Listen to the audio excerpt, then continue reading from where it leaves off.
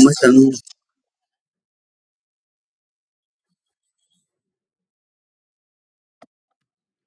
¿Cómo están? Sí, ahora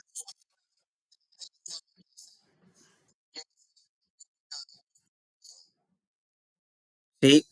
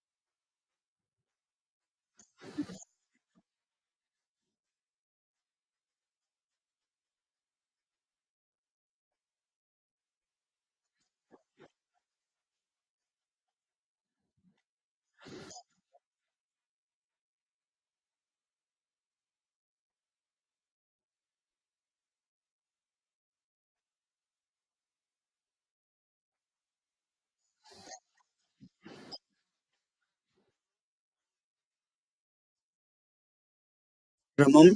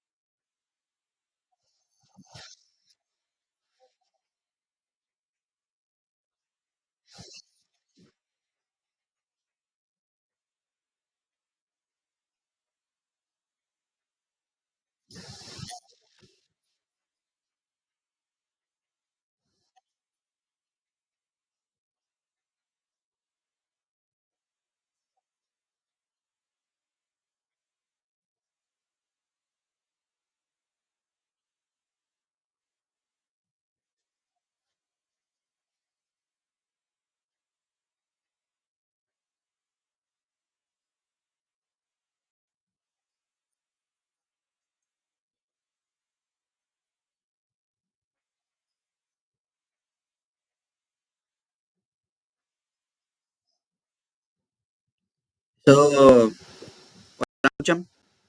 ¿Se me escucha bien? Eso tenemos que hablar con la gente del servicio técnico de la facultad. Lo que yo creo que pasa es que como es época de exámenes y mucha gente está en la plataforma, esta de repente, el sistema de repente colapsa. Ustedes saben, ahora es época de examen. Creo que esta semana termina y la siguiente semana que van a ser vacaciones, creo que va a estar última la plataforma. Pero igual deberíamos solucionar este tema de la plataforma. Deberíamos hablar a la gente del sistema.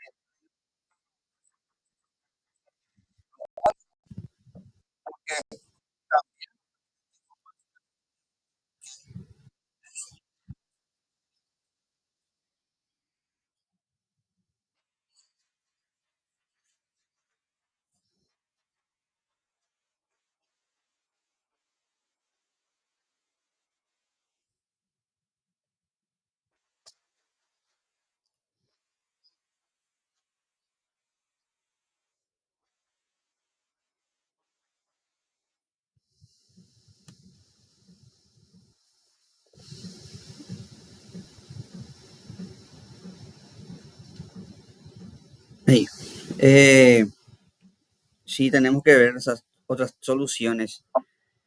Eh, Hablando de eso, recuerden que tienen un trabajo final que está para fecha 7 de agosto, les doy un mes. El trabajo final consiste en hacer un artículo, les puse incluso un modelo de artículo para que se elabore sobre cualquiera de los temas desarrollados en este módulo. No tiene que ser así censo estricto, o sea, pueden ustedes, por ejemplo, hacer el tema de, no sé, cómo se maneja el tiempo en la cultura paraguaya, pero tiene que ser de acuerdo a uno de los temas que desarrollamos. O pueden hablar sobre la cartografía en Paraguay, los mapas en Paraguay. Este, Pueden hacer sobre eh, cualquiera de los temas que desarrollamos. eh, y les puse ahí los criterios de trabajo y está incluso un modelo de artículo para que ustedes se guíen. Y ese es el trabajo final del módulo. Y como les dije, como yo sé que un artículo no se puede hacer en 2 días, yo les doy un mes para hacer eh, el artículo. De hecho, ya está hace tiempo, ya está alzado en la plataforma el trabajo final y tienen un mes para hacer ese artículo.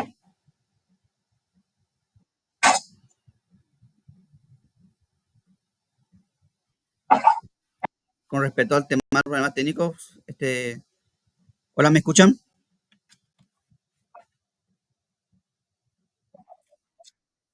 Ah, no estaba escuchando ruido nomás por eso. Entonces, si podemos seguir con nuestra clase. Bueno, hoy vamos a hacer una clase donde se relaciona todo. Vamos a hablar de territorio, de cultura, del tiempo. Vamos a hacer hoy como última clase, vamos a hacer hoy la conexión con todo. Nosotros en la clase de pasada hablamos de espacio y ahora vamos a hablar de lo que es humanamente el espacio, que es el territorio. O sea, el territorio es el espacio que ocupa un grupo humano determinado y donde se desenvuelven las relaciones sociales entre esos humanos de ese mismo ámbito. Entonces, como es el mismo territorio y la misma, entonces quiere decir que hay ámbitos culturales, sociales y políticos similares, porque obviamente todos vienen del mismo territorio.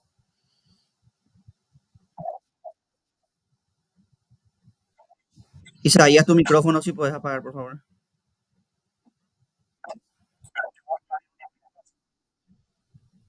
Ah. Luis,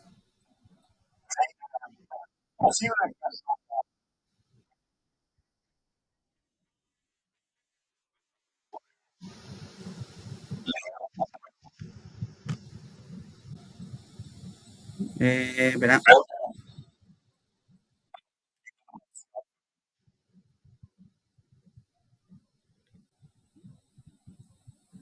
a ver,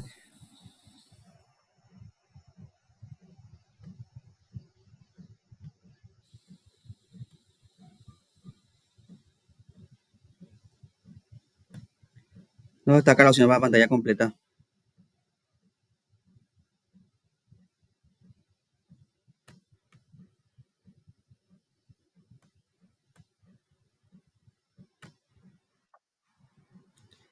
Doctor Franco,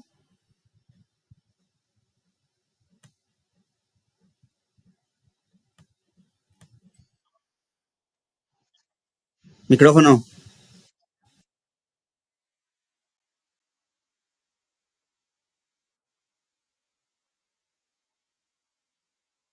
Sí.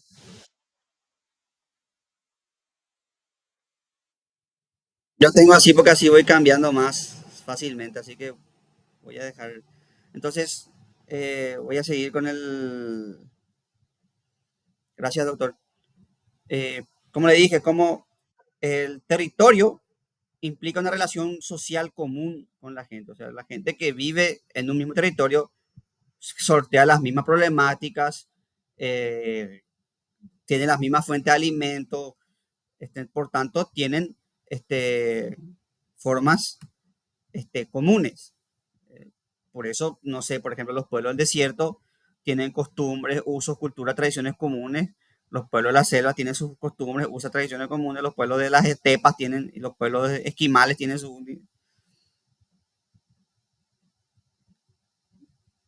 Entonces, estas relaciones se van analizando conforme se transforman y esto hace que el tema del territorio se tenga que dar como un concepto multidisciplinario.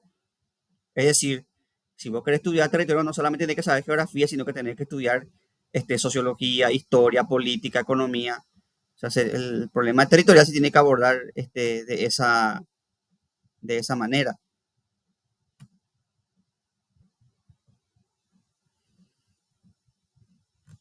Esto se ve sobre todo a finales del siglo XIX. Eh,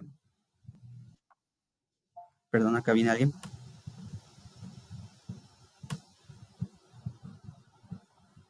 Eh, Antes el territorio era sencillamente un concepto administrativo.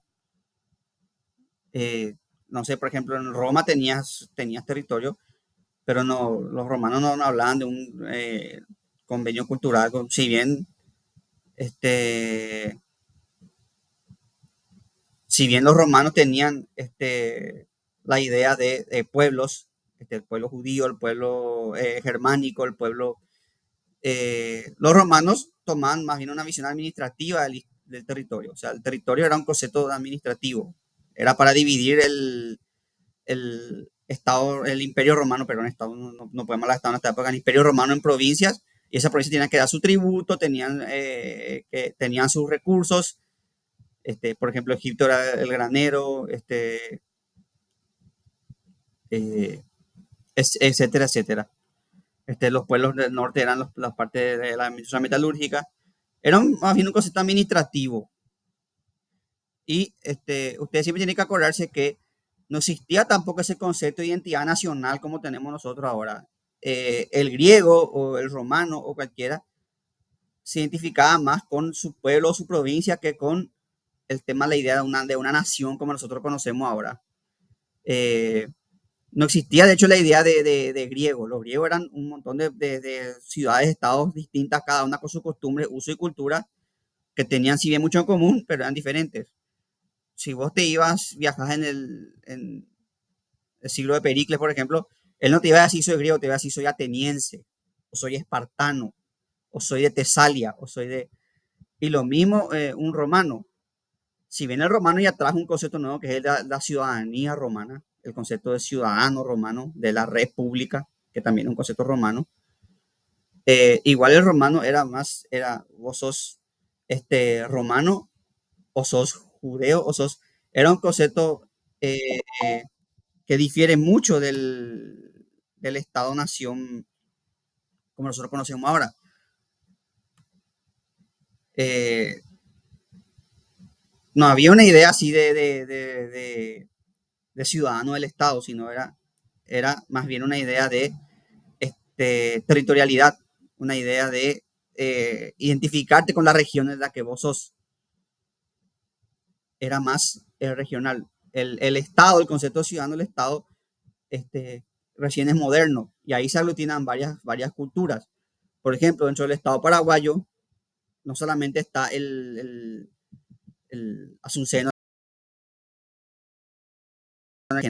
que es ciudadano paraguayo, y están muchos grupos sociales distintos. En algunos países, incluso hay grupos étnicos distintos. Eh, por ejemplo, en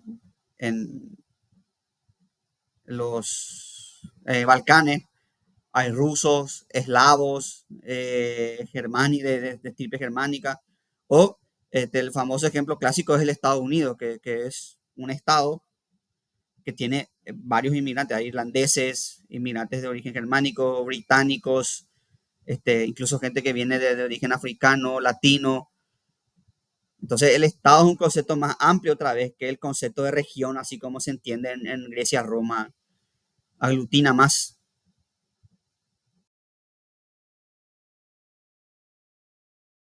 En Roma, no, todos eran ciudadanos romanos. Exactamente, Edgar, Estado multinacional. No todos eran ciudadanos romanos en Roma. Eh, Estaba el romano y estaba el bárbaro. En cambio, en el Estado moderno, todos somos ciudadanos. ¿Y qué quiere decir que todos somos ciudadanos? Que todos somos sujetos de derechos y obligaciones.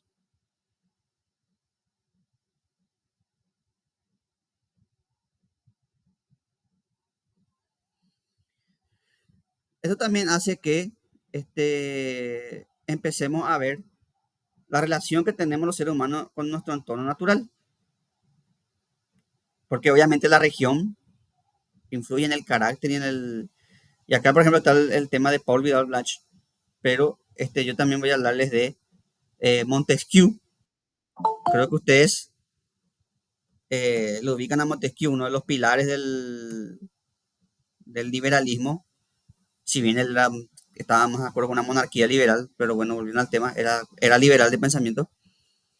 Montesquieu fue uno de los primeros en sostener que es importante tener en cuenta las relaciones con el territorio de la forma de, al establecer la forma de gobierno. Eh, Él decía, por ejemplo, que las repúblicas funcionan más bien en territorios pequeños, porque los territorios grandes son mucho más difíciles de administrar como forma de república. También decía que había que tener en cuenta las relaciones de los seres humanos con su territorio a la hora de establecer formas de gobierno.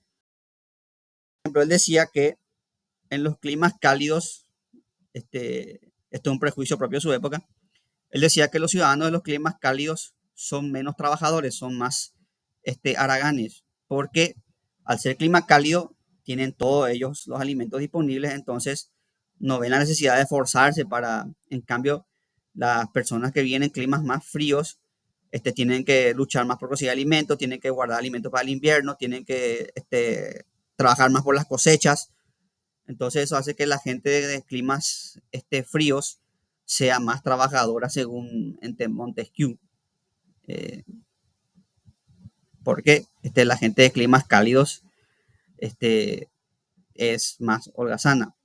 Y esto es un prejuicio muy común en la época. Si ustedes, por ejemplo, ven registros de nuestra historia, van a ver registros de españoles que se quejan de que nuestros indios eran haraganes, de que no querían trabajar.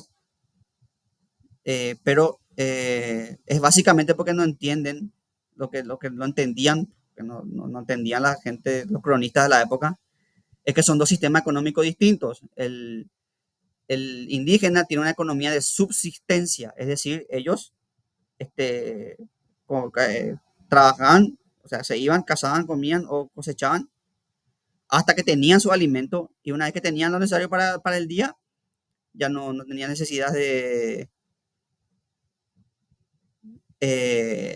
no tenían más necesidad de trabajar. Entonces ellos trabajaban hasta que no tenían esa noción, por ejemplo, de que nosotros tenemos hoy del ahorro. Ellos trabajaban para los recursos del día y después de eso ya, si había abundancia, se hacía una farra. Farreaban, porque acuérdense que en esa época no había ladera, no había, entonces tenía que comer todo. Entonces, ¿qué hacían? El que tenía abundancia limitaba, generalmente se compartía en la comunidad. Si, no sé, se pescaba mucho en el día, se repartía todo para que todos, y así no se desperdiciaba la comida. Y eso, los cronistas, sobre todo los jesuitas, fueron lo que muchos cronistas jesuitas son los que hablaban del tema de que los indios no querían trabajar y esas cosas. Eh, ¿Por qué? Porque no entendían que era una economía de subsistencia. En cambio, la economía europea ya era una economía capitalista, del ahorro, del trabajo. Entonces, era una economía así de vos tenés que esforzarte, trabajar, vas a tener tu recompensa. Sobre todo, ustedes saben el tema de la cultura cristiana y el trabajo. O sea, el cristianismo es una religión que habla mucho así del trabajar con el sudor de tu frente, del esforzarse para tener lo que vos necesitas, y de que tenés que trabajar para tu familia, para tu semejante. Max Weber toca ese tema. Entonces, son dos como visiones distintas. Y eso es lo que no entendían por ejemplo, entre los que no entendían están los jesuitas, que no entendieron eso. Así como los que sí no entendían eso, el indio, el indígena de acá, no entendía por qué tenía que trabajar más si ya tenía todo lo que necesitaba. O sea, no entendía por qué tenía que estar en la encomienda, el sistema de encomienda no entendía, era inentendible para el indígena. ¿Por qué yo estoy atrás si ya conseguí mi comida? ¿Por qué tengo que trabajar más?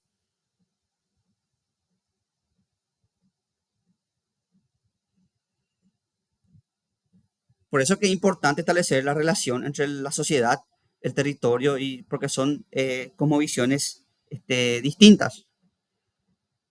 No es que no es como se pensaba que el indio era más haragano, más ignorante, sino que era una economía, una forma de subsistencia, una forma de vivir distinta, un modo de vida distinto.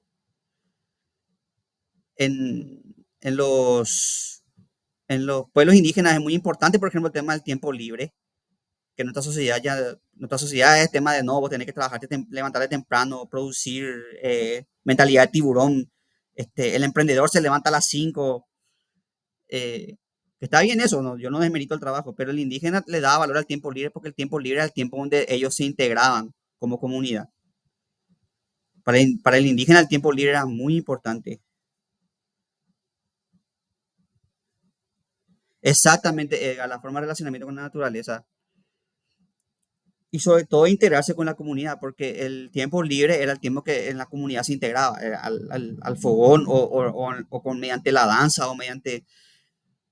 y eso, sobre todo en nuestro territorio, que eran semi-agricultores, ni siquiera chocó mucho el tema de que venga una sociedad, civilización distinta con un régimen económico distinto. Y esos prejuicios continúan hasta ahora. Hasta ahora hay gente todavía, aunque ustedes no crean, hay gente todavía que tiene esa noción de estos indígenas vagos que piden nomás al Estado eh, y que no quieren trabajar. No, eh, no es que no, sino que hay que hacer un diálogo entre las como visiones de la cultura y hay que integrarle a ellos en nuestra, pero una integración bien hecha, no una integración forzada. No es que hay que decirle al indígena, voy a andar a trabajar en la empresa hay que ver cómo integrarle a ellos en nuestro modo de vida que es diferente al de ellos. Es todo un tema que y hasta ahora hay prejuicio contra justamente la semana pasada vi un comentario así de que estaban los indígenas en el indie y vos veías los comentarios tipo, ¿por qué no trabajan? No sé qué. Ojalá fuera así de fácil, pero es difícil, es una como visión totalmente distinta. Habría que darle los medios a ellos para integrarse. Entonces, lo que quiero que tiene con esto es que el tema del territorio no es que solamente es el espacio geográfico así, sino que ese espacio geográfico determina nuestro modo de vida, nuestra forma de existencia y la forma en cómo interactuamos en la sociedad.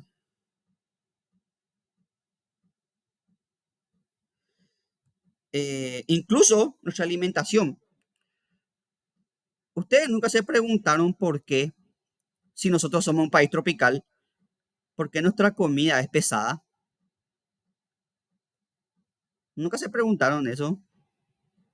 Hace poco fue San Juan. ¿Cuál es nuestra comida típica? Sopa paraguaya, vellú, chipaguazú. ¿Por qué nuestra comida es tan pesada si nosotros somos un país? O sea, uno esperaría que en un país así, donde hay mucha fruta, donde hay mucho, uno esperaría que nuestra comida típica sea, no sé, mango, este, y otras frutas que son frutillas, mango. Uno esperaría que, dada la facilidad que tenemos para el cultivo, esperaría que nuestra alimentación sea mayoritariamente frutal, pero no se da así. Esperaríamos una dieta con mucho pescado porque tenemos muchos ríos. Pero ¿por qué nuestra comida típica es pesada?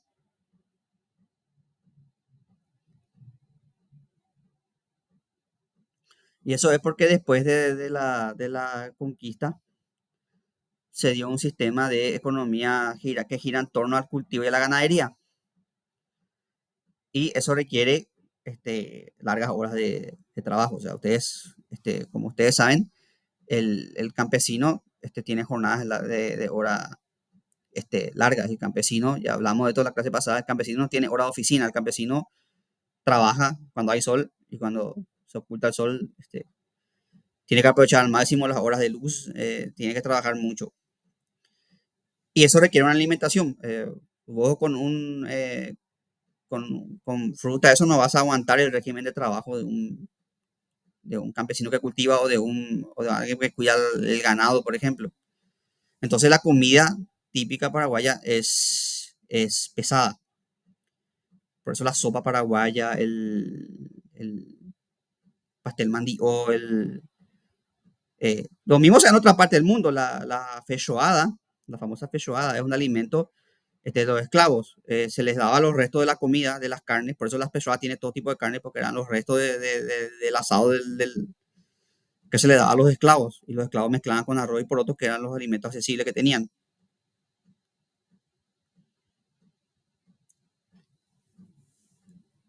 Y por eso también la sopa paraguaya.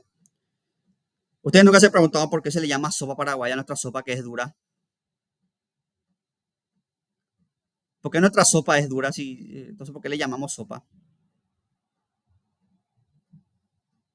Federico, levantaste la mano. Doctor Franco.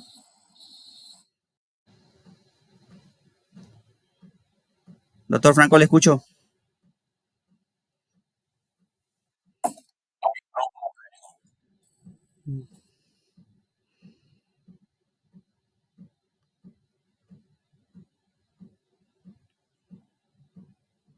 Bueno.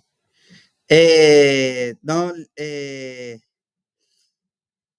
Lidia, seguro te estás refiriendo a la historia de Mariscal López. Esa historia es una historia muy romántica, pero no es históricamente precisa. Ese mito de que la cocinera cocinó de más la sopa es básicamente un cuento muy lindo, ¿cierto? pero no es. ¿Por qué la sopa? Primero, para que te entiendan, la sopa paraguaya tiene que tener la diferencia entre el caldo y la sopa. ¿Cuál es la diferencia entre el caldo y la sopa?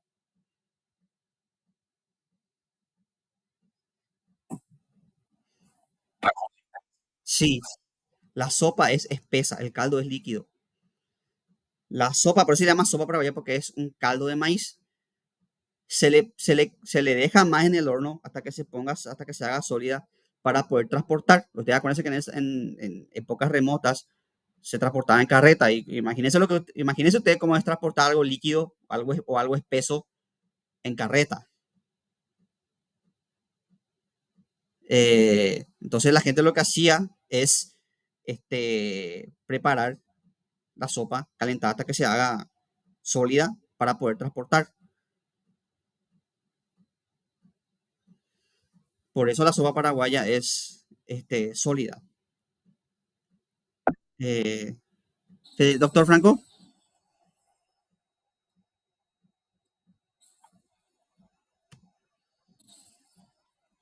tu micrófono, doctor Franco.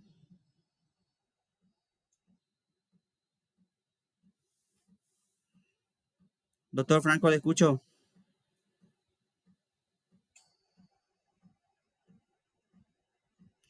Tu micrófono.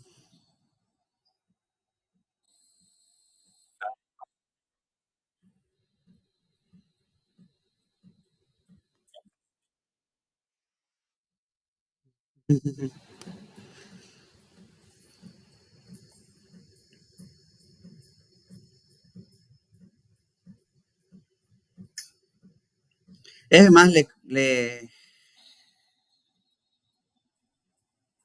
es más, les comento que ese cuento de la sopa y y Don Carlos, ese que la empleada le salió mal y que a Don Carlos le probó y le gustó. Ese mismo cuento, yo tengo un alumno que investigó el tema y encontró la misma historia, pero en Argentina y con el dulce de leche, que supuestamente una empleada de Mitre, una sirvienta de Mitre, estaba cocinando la leche, el postre es argentino, que es la leche espesa esa, y se le pasó y se hizo dulce de leche, y ahí salió el dulce de leche colonial, que le llamamos dulce de leche colonial. Es la misma historia que se cuenta en distintas regiones. Luis Benito, ¿querés hablar?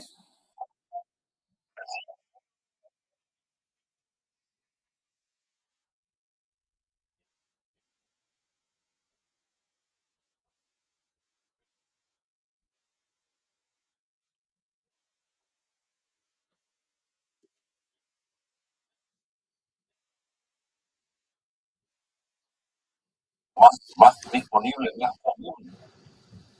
Cambio de los dioses,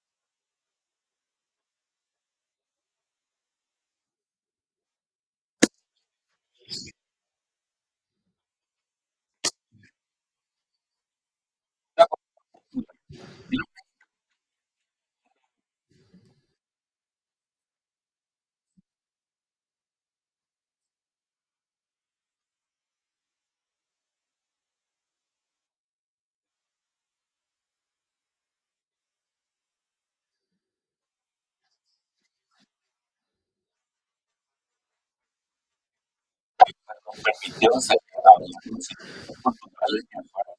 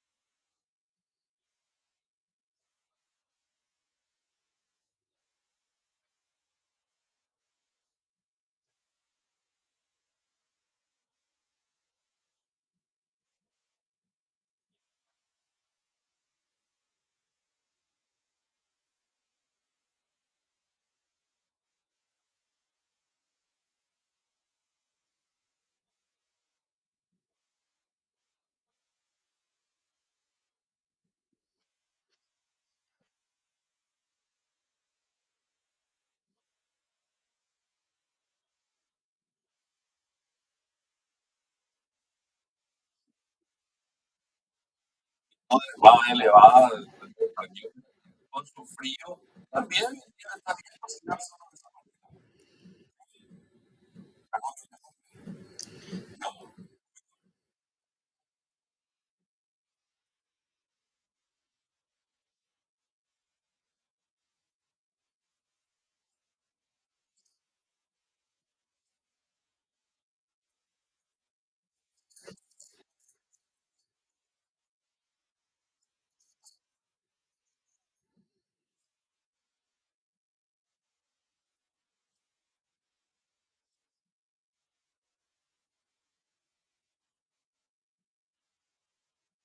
es noble de la carne, son en la defensa del gobierno.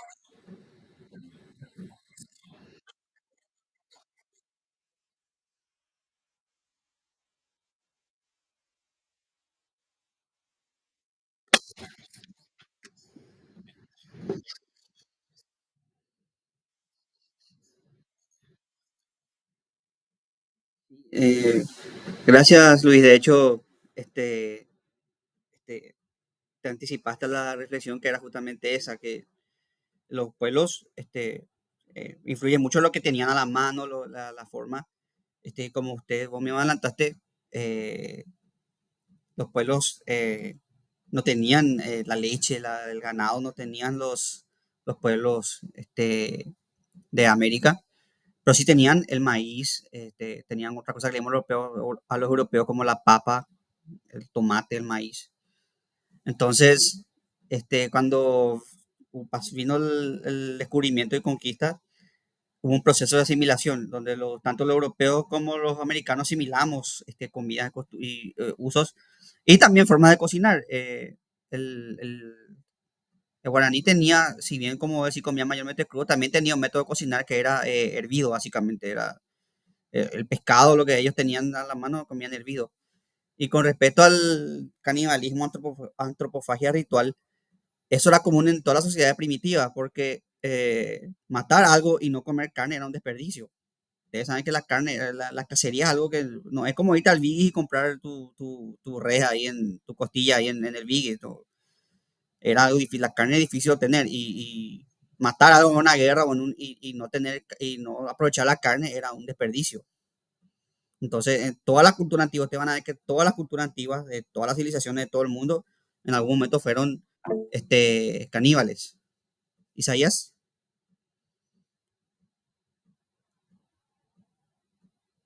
te escuchamos, Isaías.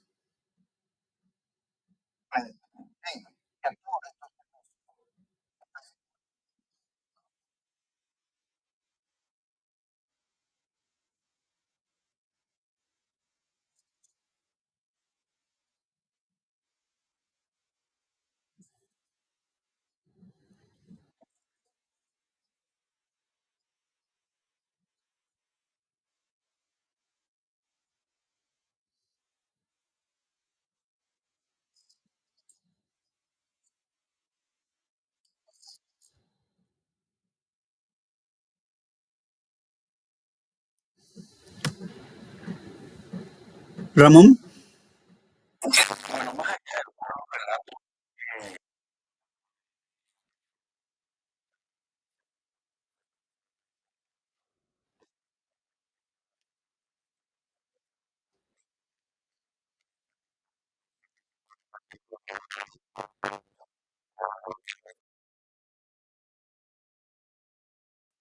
obedecen a el cambio de los tiempos de una conquista cultural, pero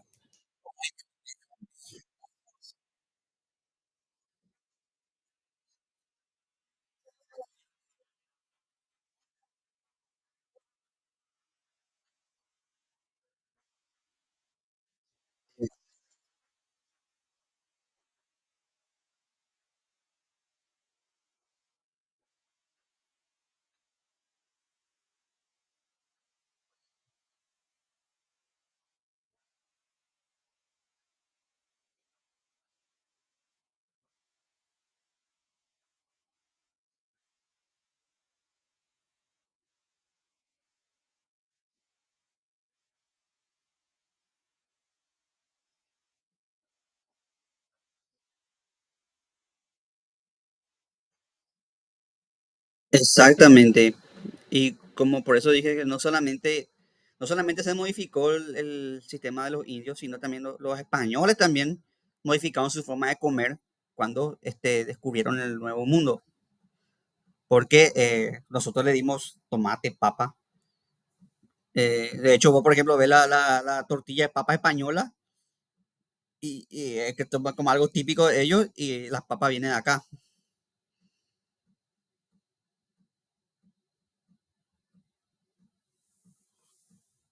Entonces, fue un intercambio cultural. Y ahí en ese intercambio hay el tema de la conquista, el tema y varios otros factores, como mencionaste, Isaías. Y mencionaste otro factor que me interesa porque da continuidad a lo que estamos diciendo, que es el progreso. Aunque ustedes no crean, el progreso es una idea nueva. La idea de progreso es nueva. Empieza recién con la modernidad. El el griego o el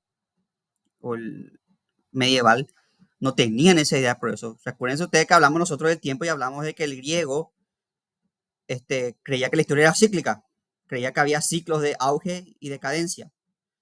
Lo mismo en la mitología hindú. Está Brahma, que es el dios creador, Vishnu y Krishna, que son el nacimiento y la destrucción. O sea, los indios creían en una rueda eterna de nacimiento, destrucción, nacimiento, destrucción. Eh, los griegos también creían en ciclos de auge y decadencia. Y los medievales pensaban que estábamos en el fin de los tiempos. Los medievales pensaban que ya era el fin de los tiempos, que ya la venía, sobre todo en la época de la peste. Hay una película muy buena, ya vieja, que se llama El Séptimo Sello, de Bergman. Una película muy buena, les recomiendo, que justamente toca el tema de cómo los medievales concebían el tema de la muerte. eh, Asocia con la filosofía existencialista, que era común en la época del film. Y justamente te muestra cómo los medievales, con el tema sobre todo con el tema de la peste, pensaban que ya era el fin del mundo, que ya era el apocalipsis. Entonces la idea de progreso no coincide con el, con el imaginario antiguo y medieval. Pero si en la modernidad surge la idea de que la civilización va hacia adelante. Con eso no quiere decir que los griegos medievales no tenían noción del avance cultural y no, tenían noción, pero yo pensaba que era parte del ciclo de auge y decadencia. Ellos decían que había tiempos en donde estábamos mejor, pero tiempos donde estábamos peor. Y que eso es inevitable. Los tiempos mejores traen decadencia y los tiempos peores traen auge. Pero en la moderna surge la idea de que vamos avanzando hacia arriba indefinidamente, la idea de progreso, que se va en la época de la ilustración, que el progreso fue percibido como una fuerza social. Es decir, la humanidad iba a ir social, económica y moralmente mejorando con el tiempo. Esto se ve sobre todo en la ilustración, donde supuestamente la razón nos iba a llevar a mejores formas de vida, a mejor forma social, y toda la humanidad iba a estar en, en paz y armonía. Esta idea, Luis,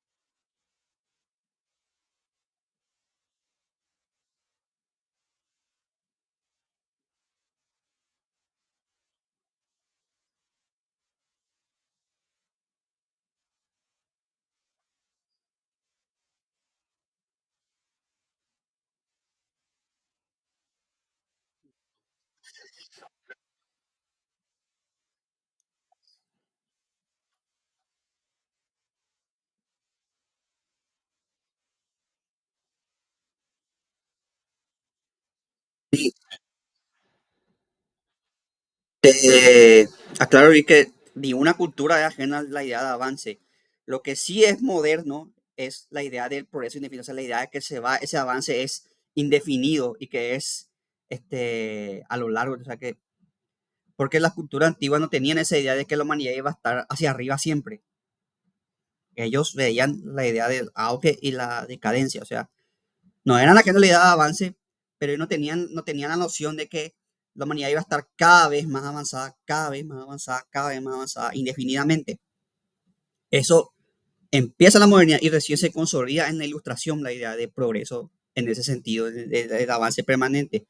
Ahora, esta idea estuvo de moda hasta las dos guerras mundiales, donde la gente se dio cuenta que lejos de que los avances sirvan solamente para la tecnología y para que la gente viva mejor, los avances también se usaban para crear nuevas armas y nuevas formas de matarnos entre nosotros. Entonces ahí la gente se dio cuenta que la ciencia no era la solución como se pensaba a todos los, sino que también, no solo la solución, sino que también es parte del problema, porque, y ahí, por ejemplo, entra en crisis el paradigma positivista, por ejemplo. Positivismo decía que la ciencia nos iba a llevar a mejores formas de vida y tuvo razón en parte, pero también la ciencia sirvió para crear mejores formas de matarnos entre nosotros. Por eso el positivismo entra en crisis después de las dos guerras mundiales que tuvimos, porque creamos mejores armas. De hecho, el epítome esto de la bomba atómica. Entonces acá, como que se destruye esa idea de progreso y se pone en cuestión de si la humanidad va siempre adelante o cuál es el precio de ese progreso.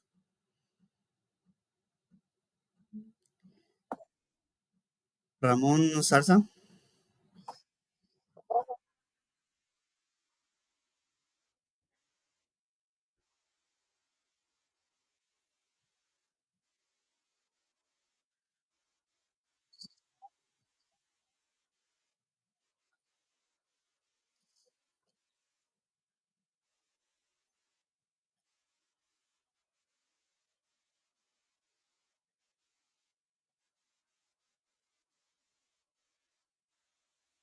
Sí, sí.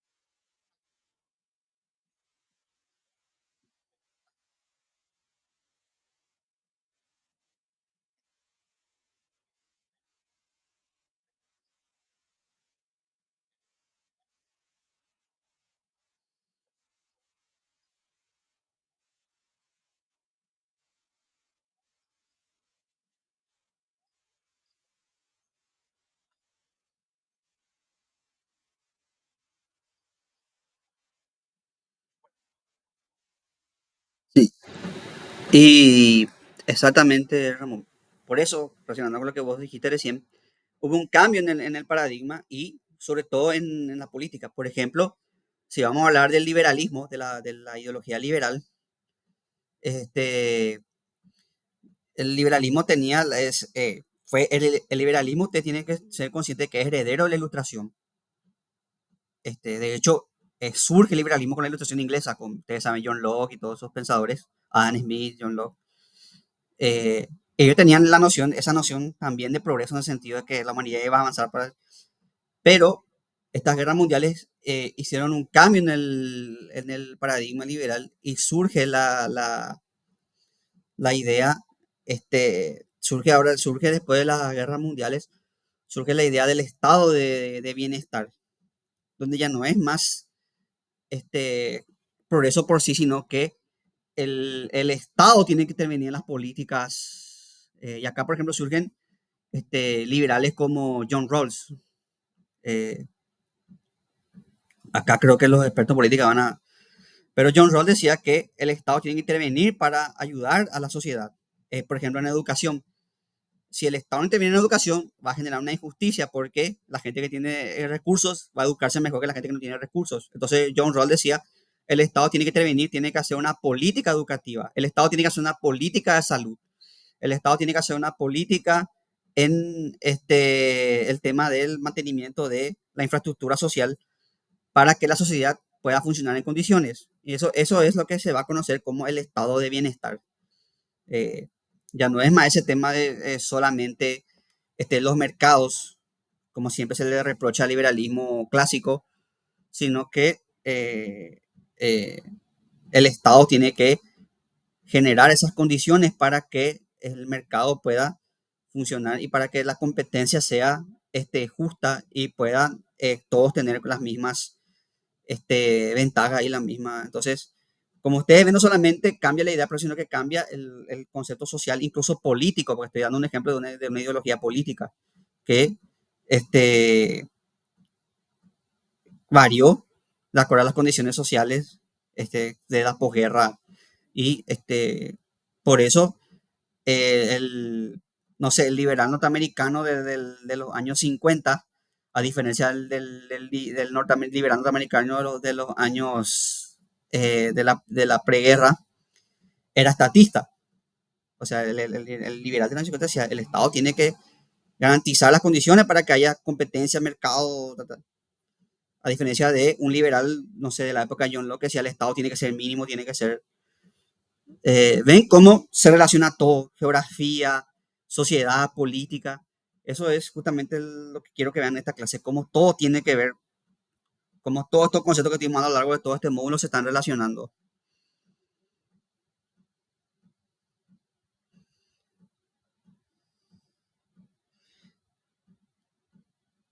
Entonces lo que buscaba, lo que busca, lo que se busca en la sociedad, esa idea de progreso cambió, ya dejó de ser ese avance y lo que se busca es que se generen las condiciones para una homogeneidad económica y social que posibilite seguir avanzando. Ya nos dimos cuenta como humanidad de que no es un avance así per se, sino que hay que intervenir, hay que, justamente como dijo Ramón, la ciencia puede servir para crear energía limpia o para crear una bomba de destrucción masiva.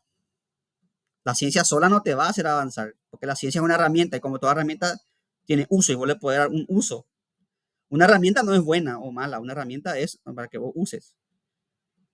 El uso que vos le das va a determinar las consecuencias para la humanidad. Entonces, esa idea de progreso cambió.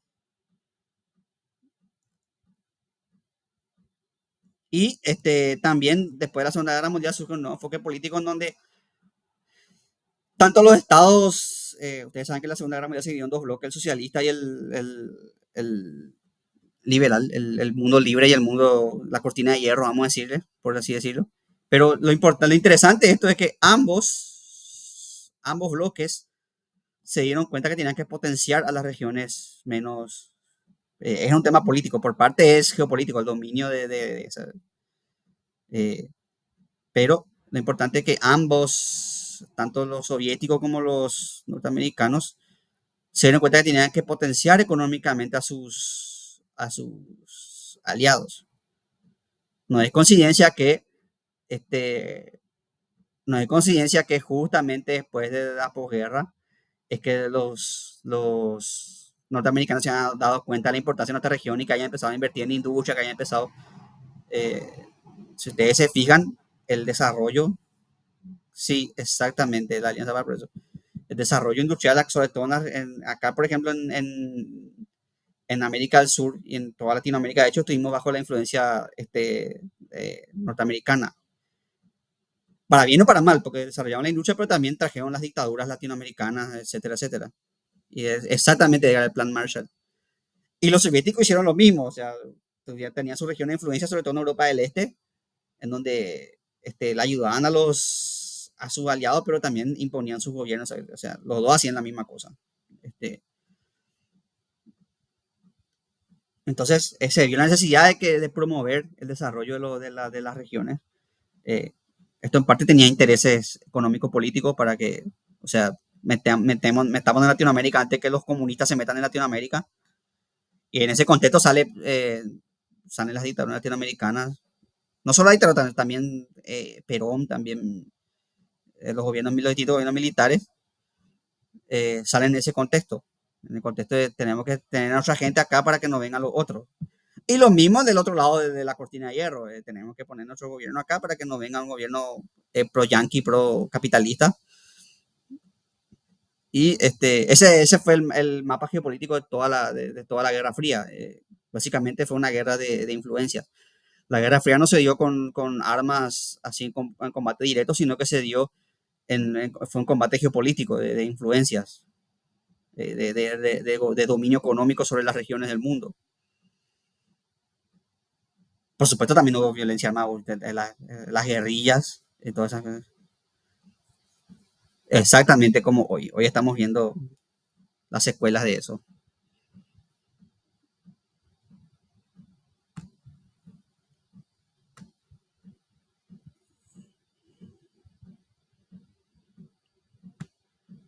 Ahora, en la década de 70 hubo un avance,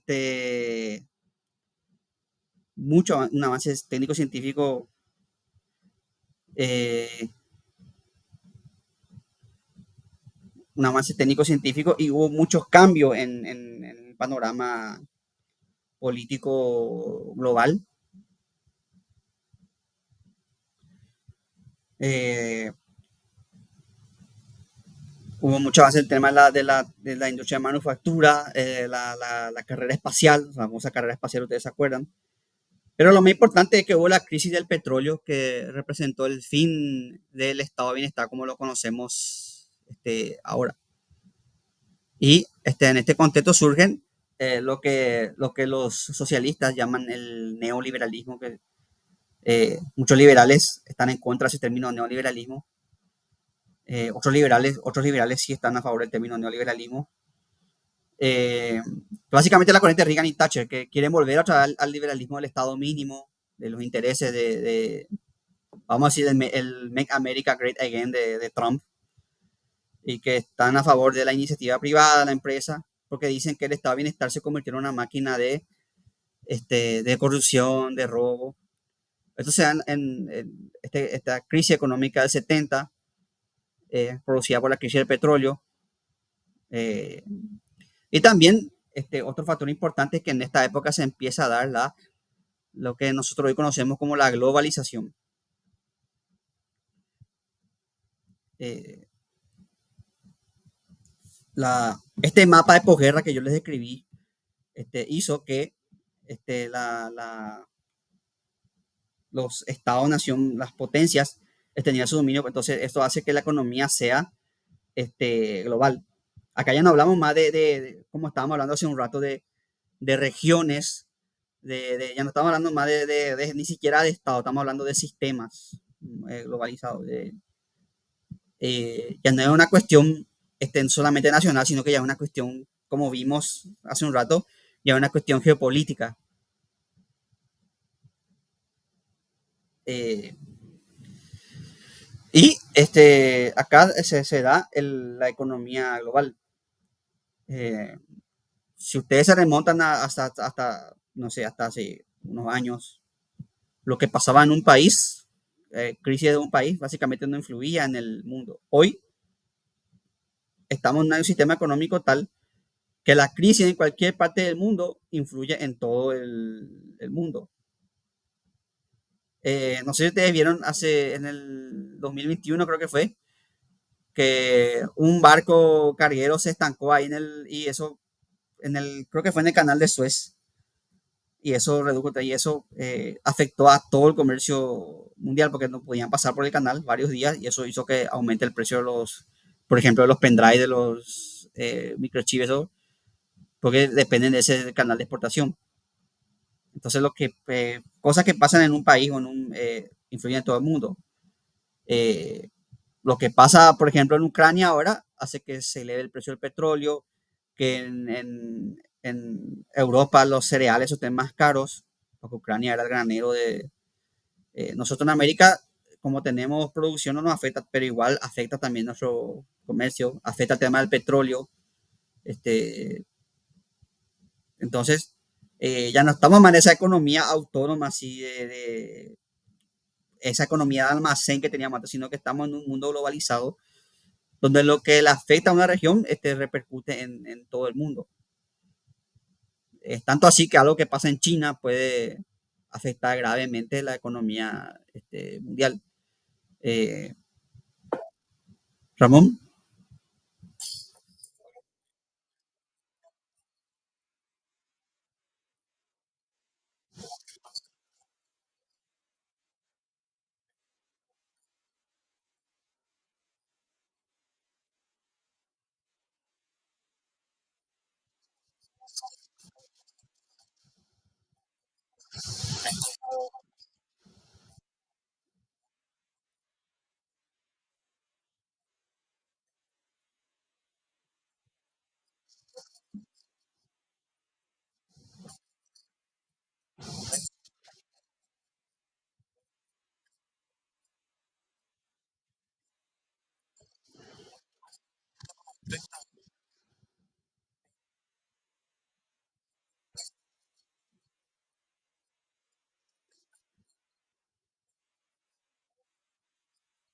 sí,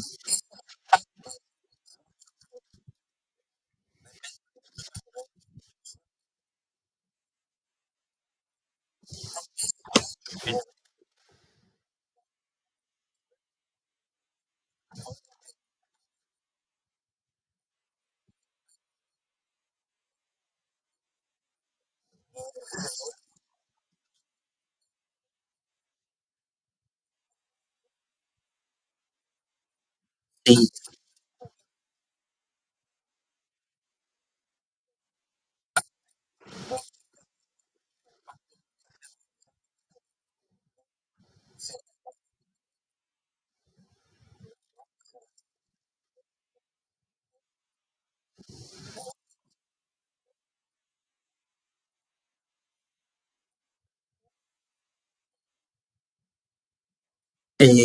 En el caso de Ucrania sí afectó, nos subió el combustible.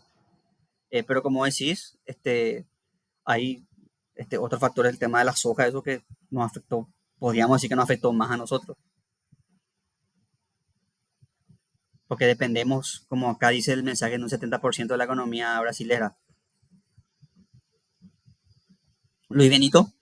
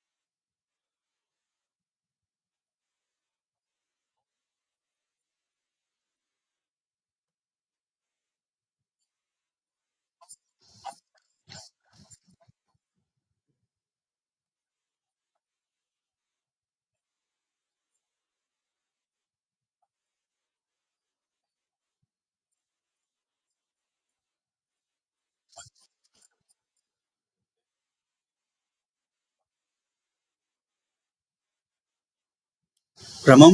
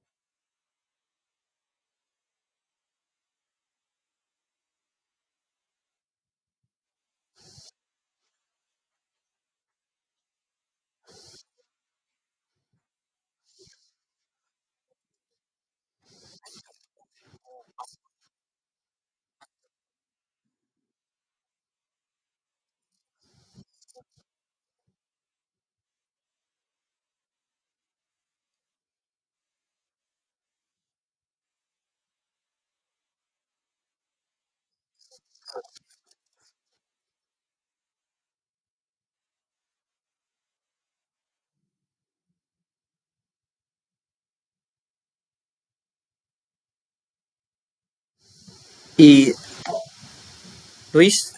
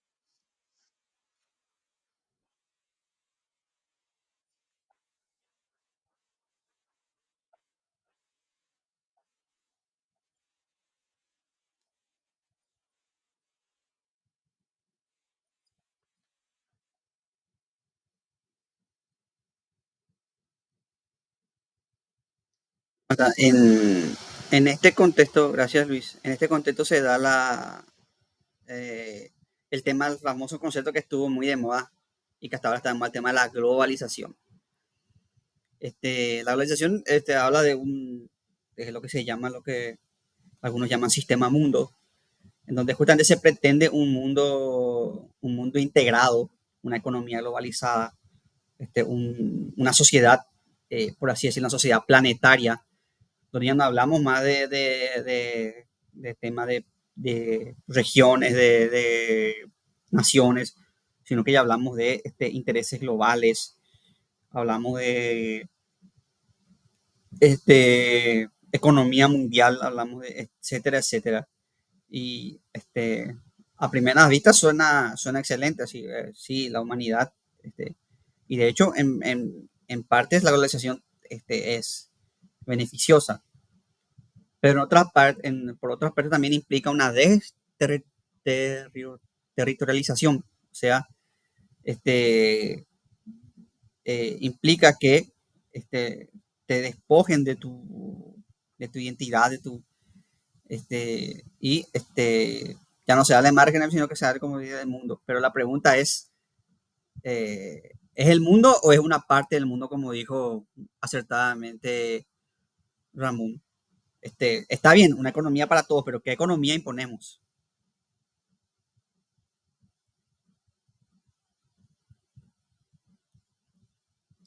Sugiriendo, por ejemplo, el tema de lo que habló Luis del ambiente. Por ejemplo, ahora tenemos el tema de que vemos en el mundo la necesidad de leyes ambientales, o sea, de que todos los países respeten acuerdos ambientales.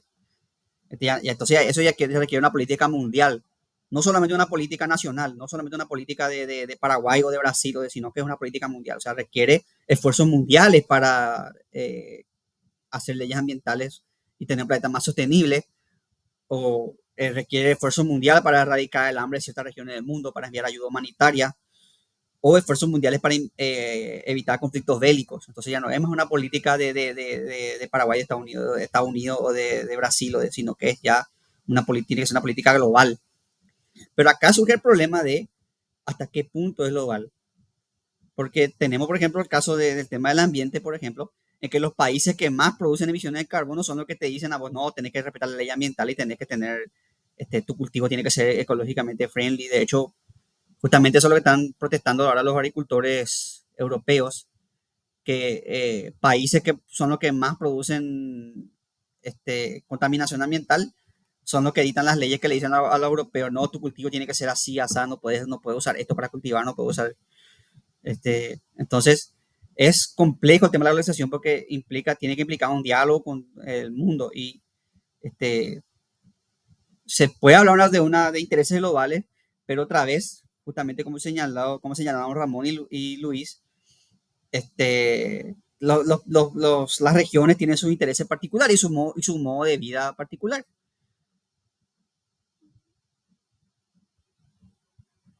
Acá en Paraguay, por ejemplo, somos país que depende de la economía o sea, de la soja, del ganado. Si acá nos vienen y nos dicen, ¿sabes que vos tenés que producir menos ganado porque, no sé, porque contamina? Eso va a afectar a nuestros intereses. Entonces, es complejo porque por un lado está los intereses globales, tenemos que reducir emisiones de carbono, pero por otro lado también están los intereses particulares. Y acá surge la pregunta de por qué los países que más contaminan son los que nos ponen las leyes ambientales. No digo con eso, no estoy cuestionando la ley ambiental, tiene que haber, como les dije, es una necesidad. El planeta ya no da para.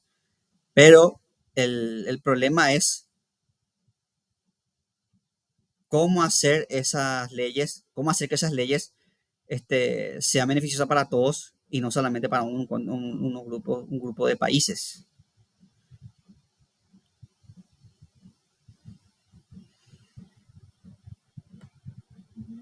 Y ese es no solamente el tema, Ramón, Ramón,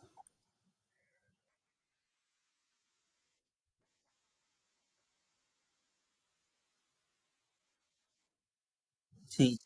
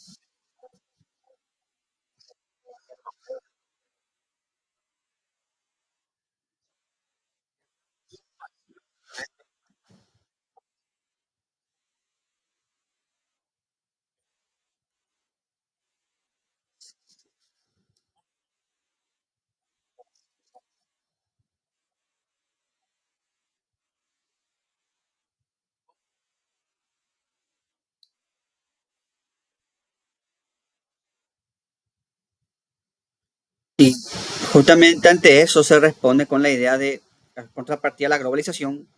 Algunos proponen una mundialización, es decir, en lugar de que sea la globalización que es determinada por unas cuantas potencias, el bloque de China, Japón, Estados Unidos, por ejemplo, algunos hablan de una mundialización, o sea, un diálogo del mundo, o sea, una verdadera interacción, no solamente una interacción en términos de las potencias, de las políticas de las potencias, sino un diálogo eso se llama mundialización, pero como ustedes habrán podido notar, eso es algo más ideal que está en la abstracción política más que en ideales concretos políticos. Lo que sí yo veo ahora es que yo pues, puedo estar equivocado, ustedes pueden decirme, pero nosotros estamos pasando de una sociedad globalizada a una sociedad multipolar. En la década de los 90, Francis Fukuyama hablaba del fin de la historia, que el paradigma liberal capitalista, como él entendía, era el paradigma que triunfó. Hoy en día vemos que hay tenemos por ejemplo el tema hay varias potencias, Estados Unidos, Rusia, China, Y estas potencias tienen diferentes intereses y diferentes planes para distintas regiones del globo. Este, entonces, ahora estamos en una sociedad multipolar, no una sociedad unipolar, sino que estamos en una sociedad polar. Y el desafío de todo el mundo es justamente hacer una verdadera mundialización, o sea, una verdadera integración del mundo, que no solamente las potencias dicten las reglas de juego, sino que se tengan en cuenta los intereses de todos los países, de todos los sectores del mundo.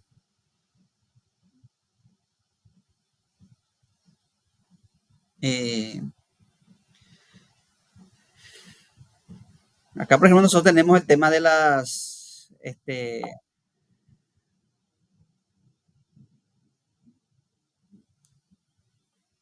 exactamente, y justamente ahora tenemos nosotros, como región del mundo en Sudamérica, tenemos eso. Hoy, por ejemplo, tenemos el paraguayo de esta generación. Tenemos gente de Paraguay que come su comida típica, come chipa, todo eso. No sé qué tanta música paraguaya escuchan los jóvenes de ahora, creo que poca o nula. Aunque 13 Tuyutí, por lo que yo veo con mis alumnos, está bastante de moda. Eh, pero también, por ejemplo, vemos que los paraguayos consumen, los jóvenes consumen animación japonesa o ven o le escuchan a grupos coreanos, que está de moda ahora, los grupos coreanos están en tendencia ahora. Entonces, vemos que la información ahora viene de todas partes del mundo y que sobre todo la tecnología de Internet nos permiten tener acceso a todo el mundo. Y novelas turcas, exactamente. Y vemos que ahora tenemos una generación que consume productos de todo el mundo. Y vemos que esos productos extranjeros ya forman parte de la identidad cultural de todo el mundo, vamos a decir. Usamos términos de otros países, nosotros usamos en el lenguaje común palabras inglesas, por ejemplo, que son las que más se usan ahora por nuestro centro de influencia, pero también se usan palabras extranjeras. Los jóvenes, por ejemplo, ahora dicen kawaii para referirse a algo lindo. Algo lindo es algo kawaii, que es un término que viene de Japón, que trajeron eh, o idol, que es un término que viene de los grupos coreanos. Un término que, si bien es anglicano, viene de los grupos coreanos, los idol que ellos le llaman, que son grupos fabricados. Entonces vemos que hay varios términos y vemos que este, no se puede hablar de hecho siempre fue, porque la cultura nunca es algo estático, no hay una pureza cultural en el sentido que no hay una cultura así estática. Como vimos, la cultura siempre se relaciona, nuestra comida típica incluso de relación entre culturas, surge la relación entre culturas. Entonces no se puede mantener una idea cultural así estática, sino que vemos que la cultura es algo que está en constante movimiento, algo que está en constante cambio, y sobre todo esto se acelera más con la globalización.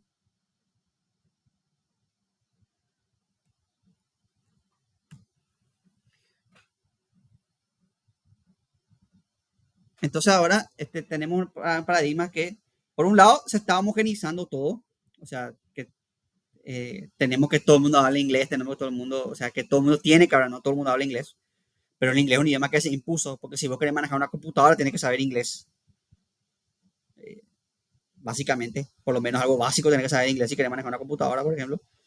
Pero también tenemos el tema de que se difunden los regionalismos y las costumbres propias de cada país. Eh, entonces, tenemos que se avanza, por un lado, paradigma homogenizante, pero por otro lado también avanza lo que los postmodernos llaman la diferencia. Eh, Exactamente, Ramón, en inglés es el idioma oficial. Entonces, tenemos por un lado que el Internet o los medios de comunicación masivos homogenizan, pero también paradójicamente se hace esa diferenciación.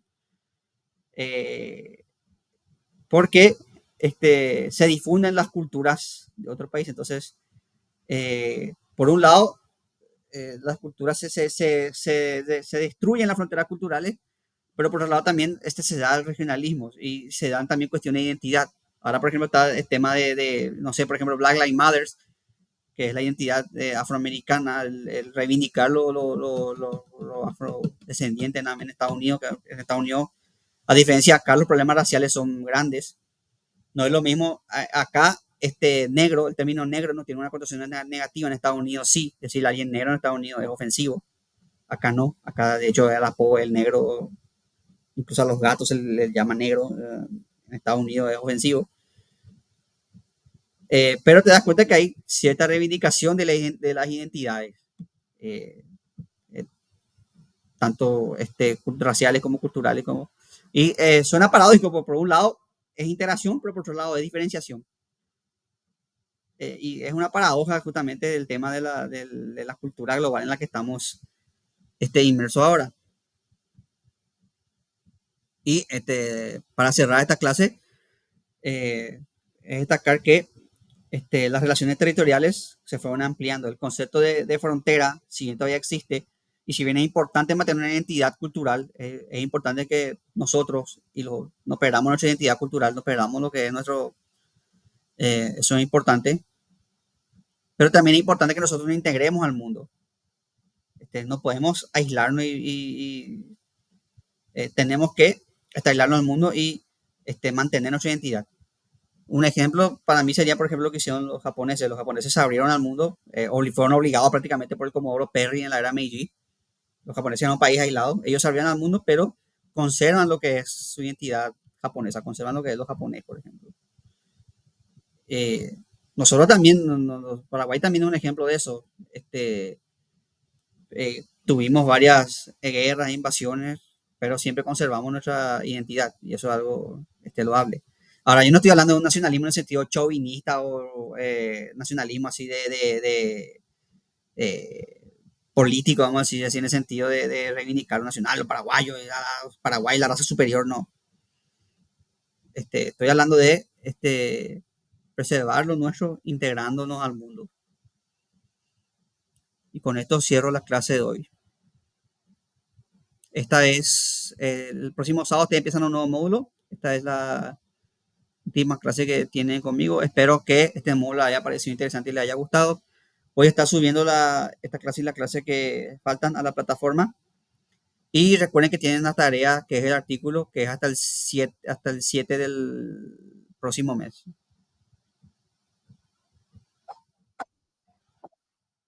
Sí,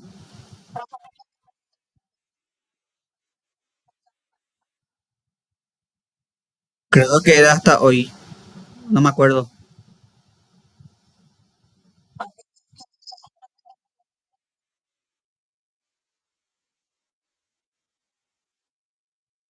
Voy a mirar ahora eso.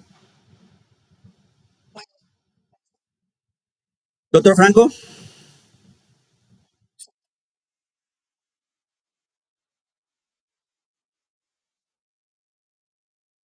la clase pasada todavía no subí en video. La clase pasada y esta, la otra ya están todas.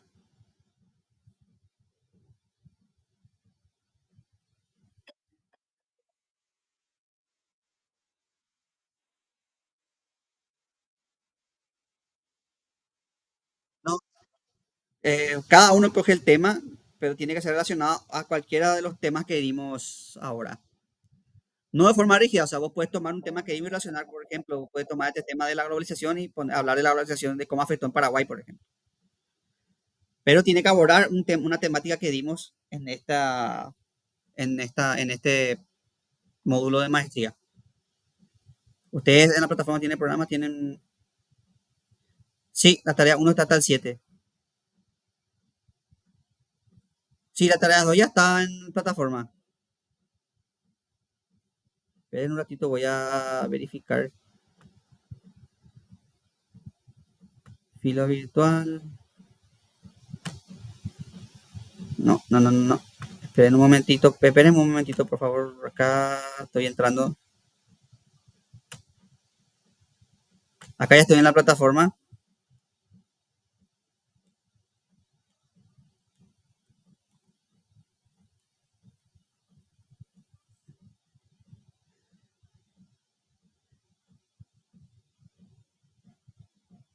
Tarea 2 está ya la tarea. Les voy a mostrar en...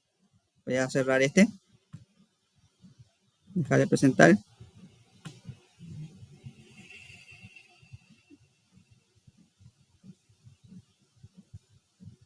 Entire screen.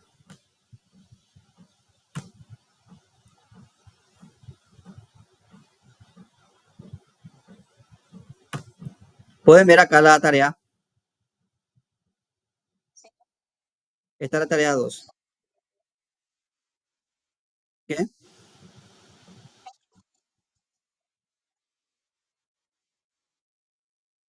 Vamos a mirar un poco.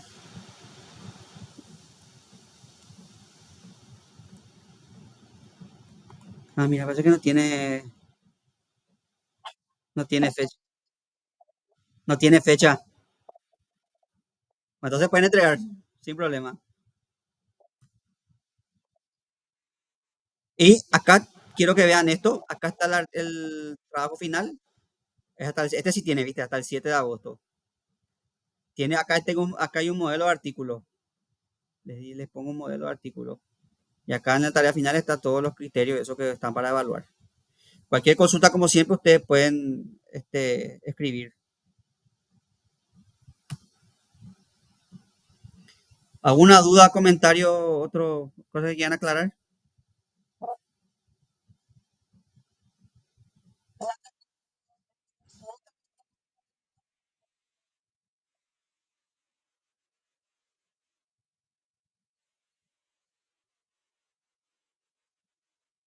Está, como les mostré recién, está en la plataforma. Sí.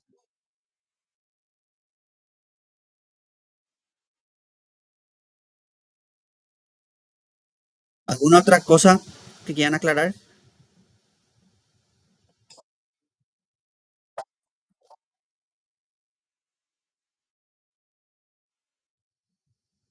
Sí, sí. Yo me comprometo a hablar con la gente de... eh,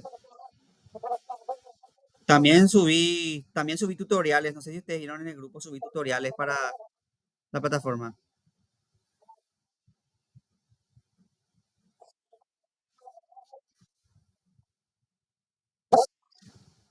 Bien. ¿Alguien más quiere hablar o decir algo?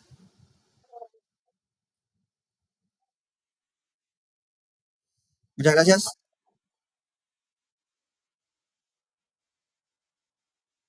Ha sido un placer, en serio. Gracias. Estamos en contacto entonces. Cualquier consulta a las órdenes. Nos vemos. Hasta la próxima. Tengan un buen fin de semana.